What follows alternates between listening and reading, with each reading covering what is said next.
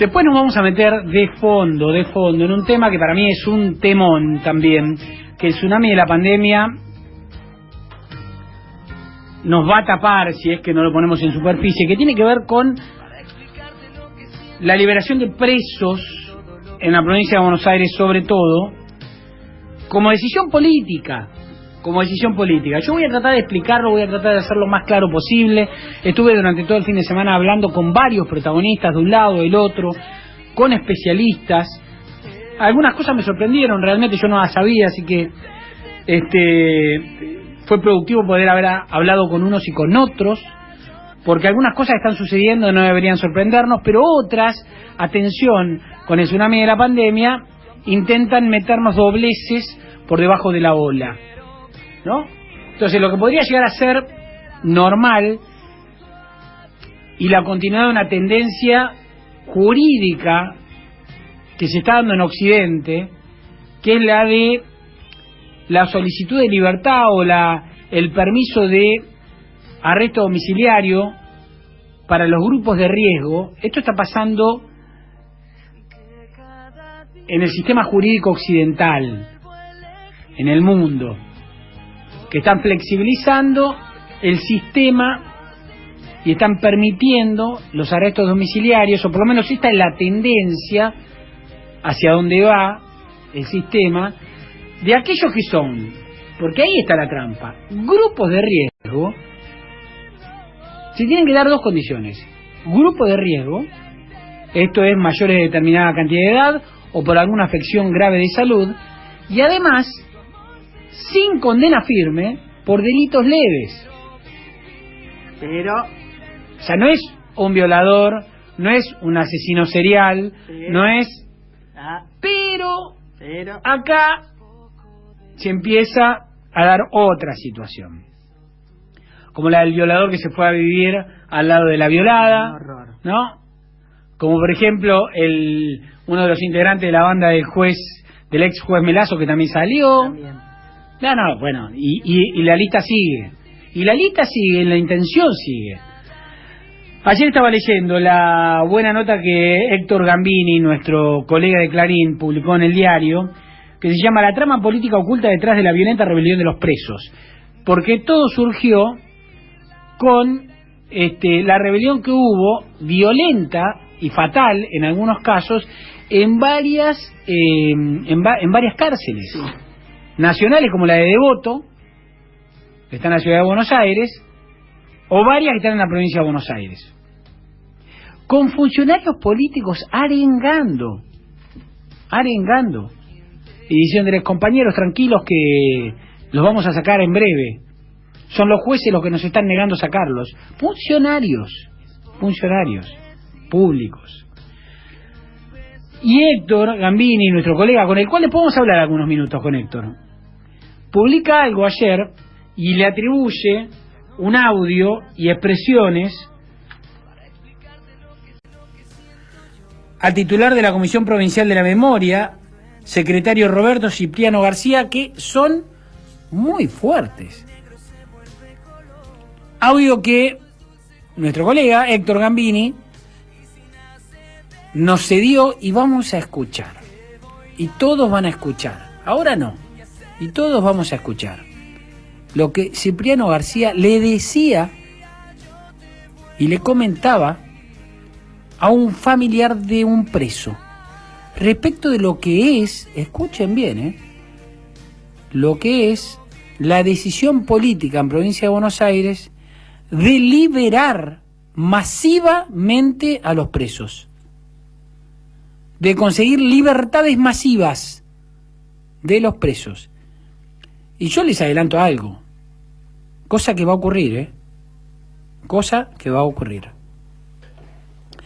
porque hubo dos decisiones, una del procurador de la ciudad de la provincia de Buenos Aires, que es el jefe de fiscales y defensores en la provincia de Buenos Aires, del 16 de marzo, y otra posterior, 2 semanas después, de la Corte Suprema de Justicia de la provincia, que yo se las voy a explicar, que combinadas son una bomba explosiva y que va a tener masivamente a presos en sus casas, sin ningún tipo de control, está clarísimo, ¿no? No hay tobillera que alcance, ni hay tobillera que pueda resistirse.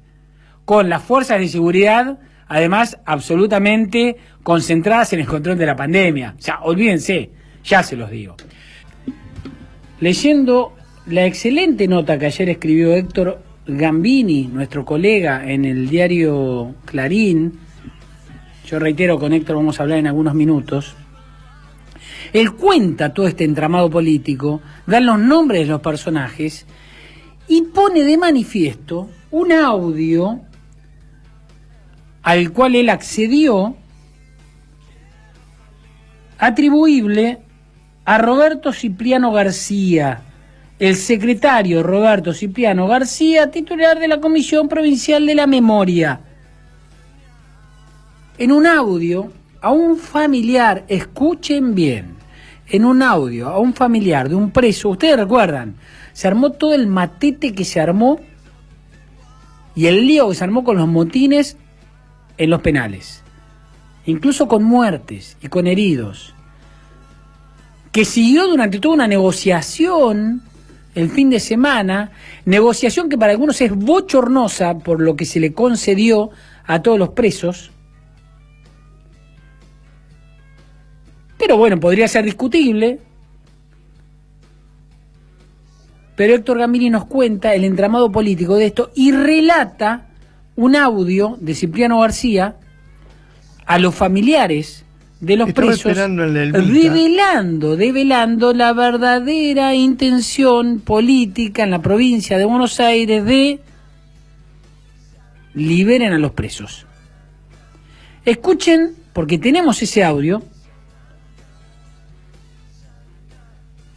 lo que decía Cipriano García, secretario, funcionario de la Comisión Provincial de la Memoria, a una familiar.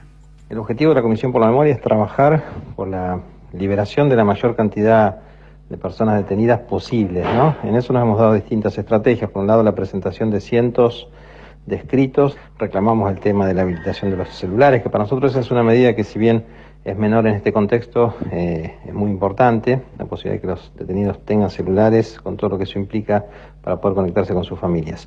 Este es un momento bastante singular, bastante diferente desde lo histórico, porque veníamos con un sistema penitenciario que crecía a razón de 3.800 detenidos nuevos por año, es decir, aproximadamente entre 350 y 400 detenidos nuevos cada mes en los últimos 5 años. A partir de enero de este año, de esta gestión, digamos, se han ido del servicio penitenciario 2.100 detenidos, es decir, ha bajado la cantidad de personas detenidas, no solo dejó de crecer a razón de 350 a 400 detenidos por mes, sino que bajó más o menos un promedio de 600 detenidos menos por mes, es decir, que hay una baja de 45.000 personas que tenía el sistema en fines de diciembre a 43.000 personas que tiene hoy el sistema. Esto por supuesto que no alcanza, que es poco, que hay que sacar más. Bueno, mi nombre es Roberto Cipriano, de la Comisión por la Memoria de la Provincia de Buenos Aires. Hay que sacar más presos. El audio dura 7 minutos, nosotros pusimos las frases que creemos más contundentes en 1 minuto y pico, pero hay otras frases también muy fuertes de Cipriano García, creo que es a una familiar de nombre Karina, si mal no recuerdo, dice: nuestro objetivo es sacar a la mayor cantidad de presos posibles, para eso estamos apelando a cualquier cantidad de recursos. Lo que pasa es que después en el audio da los nombres de las personas a las cuales, y cuenta de las estrategias y demás. No podemos pasar 7 minutos en la radio, por eso tomamos este audio de 1 minuto. Pero claramente dice, en los últimos años había más detenidos, ahora hay más liberados. ¿No? A ver, vos sabés que yo, discúlpenme, ¿no? Sí. Pero no logro, insisto con esto, no logro entender la fascinación por defender al delincuente. A ver, Roberto se llama. Roberto, ¿por qué no te lo llevas a tu casa? Ponelos con tu mamá, no sé si tenés hijas. Porque hay violadores, hay asesinos seriales. Bueno, a ese punto iba, Fer. Es que el tema es que esta estrategia permitió que, entre otras cosas, en el tsunami de la pandemia y tras el efecto de que miedo me da el coronavirus, empiecen a salir no solo los de población de riesgo con enfermedades mayores y condenados o no, procesados con prisión preventiva por delitos leves, que es el universo al cual se puede apuntar para pedir la liberación, empezaron a salir otros, como por ejemplo los integrantes de la banda del ex juez César Melazo, uno de sus detenidos, Quisque Petrulo, que salió precisamente por esto. O el caso, como describe Héctor Gambini, nuestro colega, en su nota, que dice: en medio del desmadre asoman casos de horror. Un violador quedó libre y fue a vivir a una casa que queda a pasos de su víctima, en Bernal. Y otro violador, considerado formalmente grupo de riesgo porque tiene más de 60 años, fue a cumplir su prisión domiciliaria a la misma casa donde vive su nieta, la nena a la que violó. Esto es lo que termina ocurriendo. Y esto es lo que pasa. Y esto es lo que va a seguir pasando. Lamentablemente, no son los únicos casos que se esconden detrás de esta intención política de liberar, como dice Cipriano, a la mayor cantidad de presos posibles.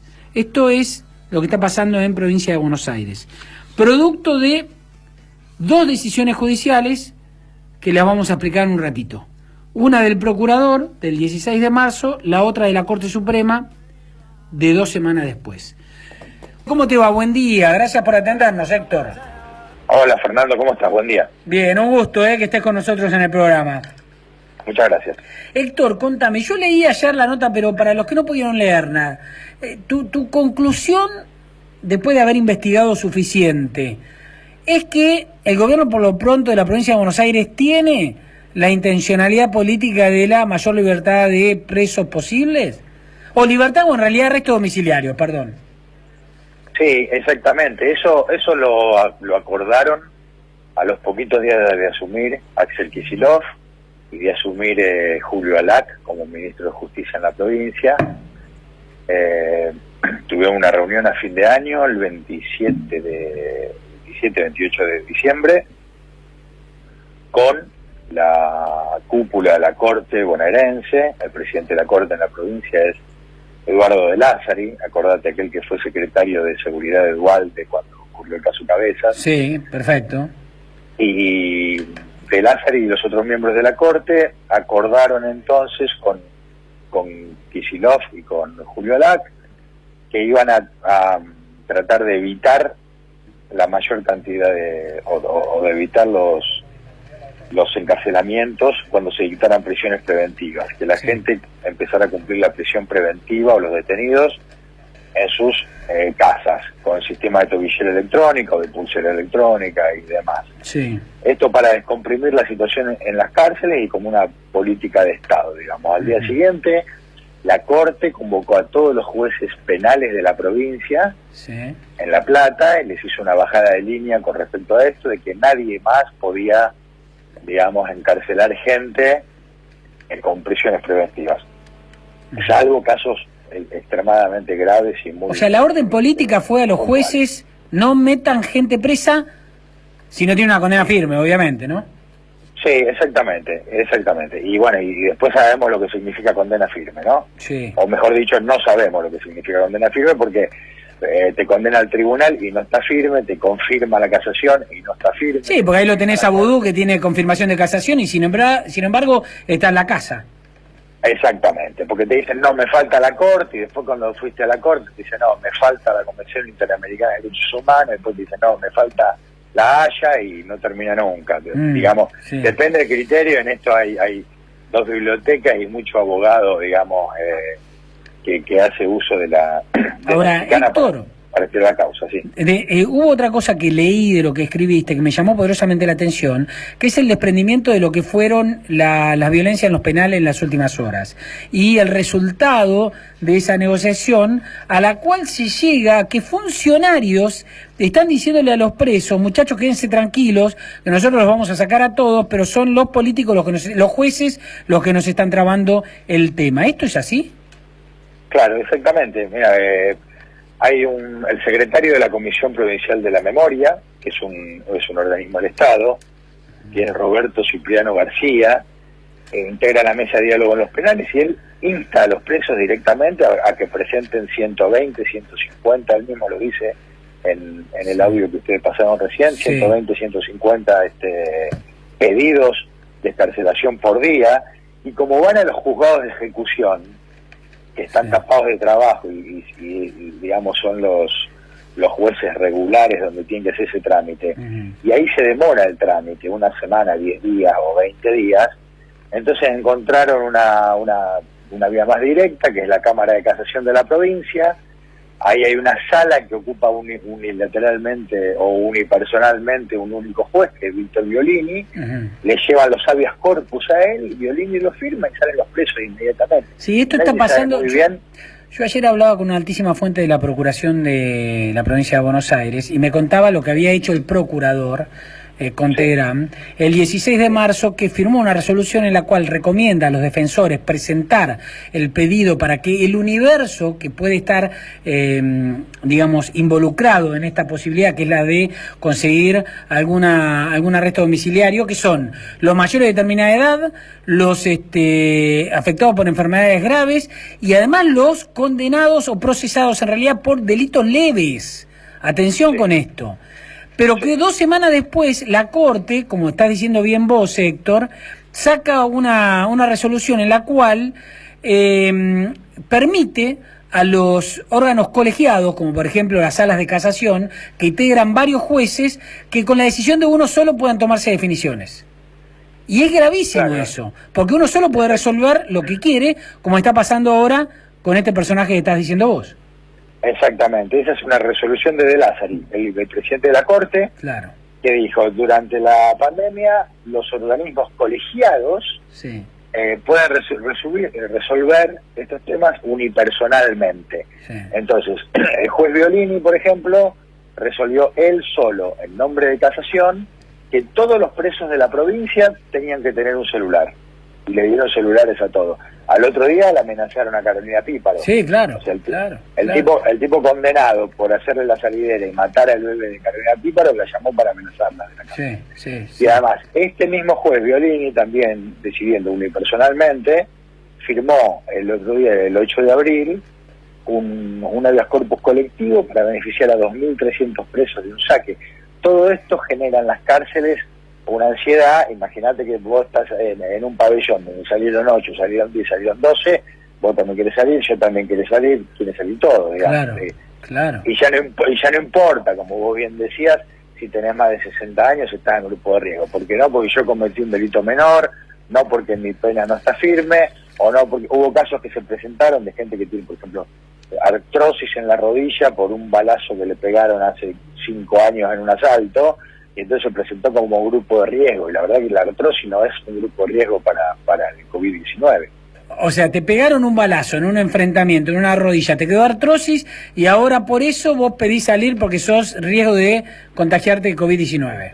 Claro, exactamente. Y en una habeas corpus, digamos, eso en un juzgado de ejecución, se revisa, se considera que no, que tener artrosis no es grupo de riesgo, porque no es lo mismo que tener diabetes, hipertensión o problemas cardíacos, y entonces te la deniegan. En cambio, en un habeas corpus, como es una medida más urgente, digamos, se saltean algunas etapas de control o de chequeo médico, y entonces te vas igual, con artrosis o sin artrosis.